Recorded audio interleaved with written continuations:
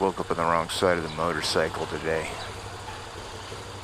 Well, only a couple more days to go to the weekend. And for some of you, it's going to be a long weekend. Because it's 4th of July weekend. Dang, bang, ba-ding, ding, ba-dun-dun-dun-dun-dun. Okay. So there's going to be a lot of grilling this weekend. Yeah, fire up that grill. I don't fire up the grill because, well, I live in a small New York apartment. Don't have a grill or outdoor space, which is important for grilling. I get invited to a fair amount of barbecues, but it always happens that I get invited several hours before the barbecue begins. They want me to, add a little something, so I don't go to those too much. Yeah. So if you're like me, and you don't have a grill, or you don't want to deal with it, or maybe it's just you, here's a little summery grill recipe that you don't need a grill for. We're gonna do skirt steak alla Piastra. Piastra just means like a plancha or a hot plate.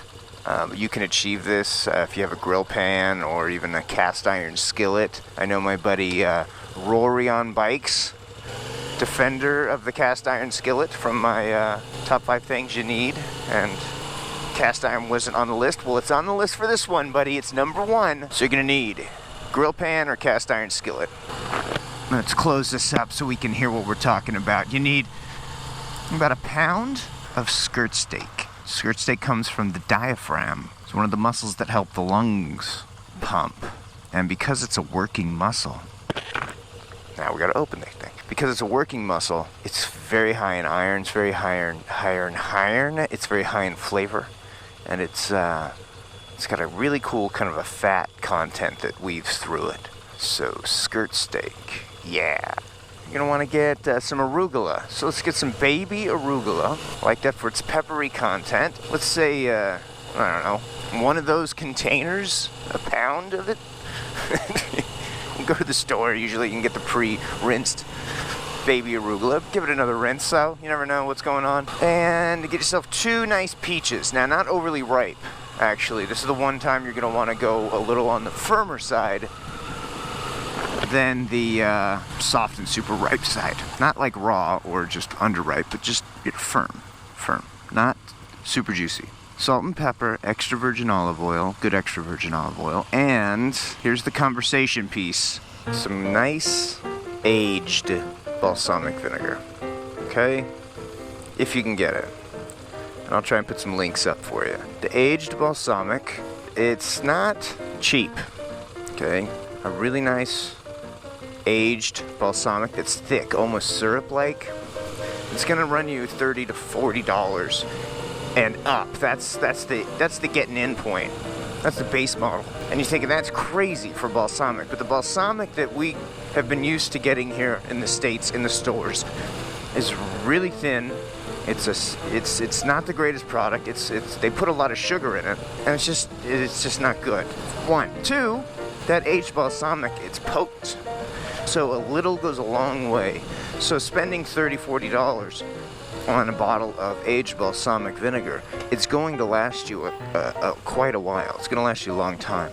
So you're going to get a lot of good meals out of it. And you're finishing with it. You're not cooking with it. You're not like putting it in the salad bowl and just giving it a toss. You're drizzling it on at the end, and it will last you. Okay?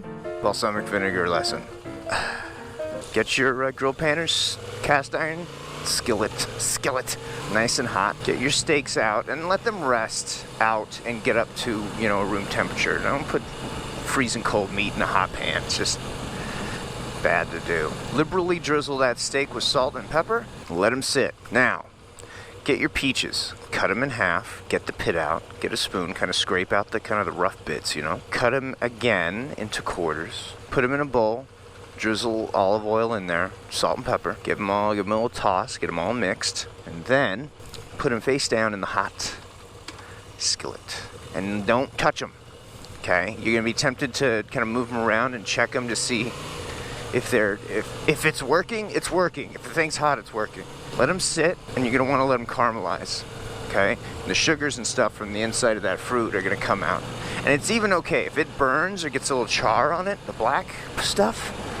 That's good because the sweetness of the inside of that peach and then the kind of that burnt, charred, bitter taste are going to work well together. Using a spatula, very carefully, kind of flip it over onto the other side. Thank you, sir. Get them all colored really nice on the fruit side, not on the skin side, okay? Put those aside. Get your skirt steaks, put them in the hot pan, and let them cook.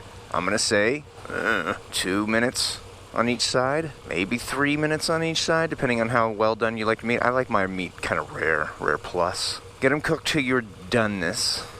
And this isn't really a steak you can use the thermometer for, so you really gotta watch it. Kind of if you bend them a little bit with your tongs, you can kind of see where they're at on the inside. They're that thin.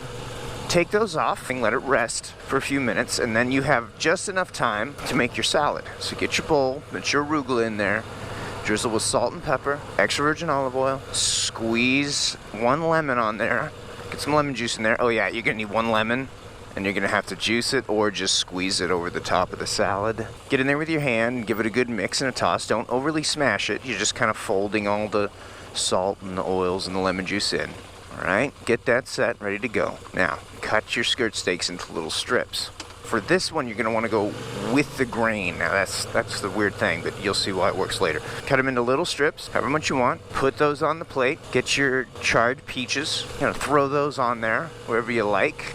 Grab your arugula and put a little kind of miniature mound of arugula on top of the steak. Give the steak a little finishing drizzle of your extra virgin olive oil, and then get your really nice balsamic vinegar that's been sitting in that bottle for years and drizzle it over the arugula and the skirt steak and the peaches.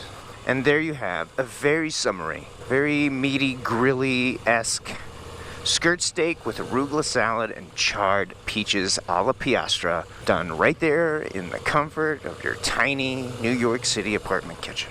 All right? There you go. See? I pulled it together. Wasn't in the mood, but for you guys, made it all happen. So, how about that?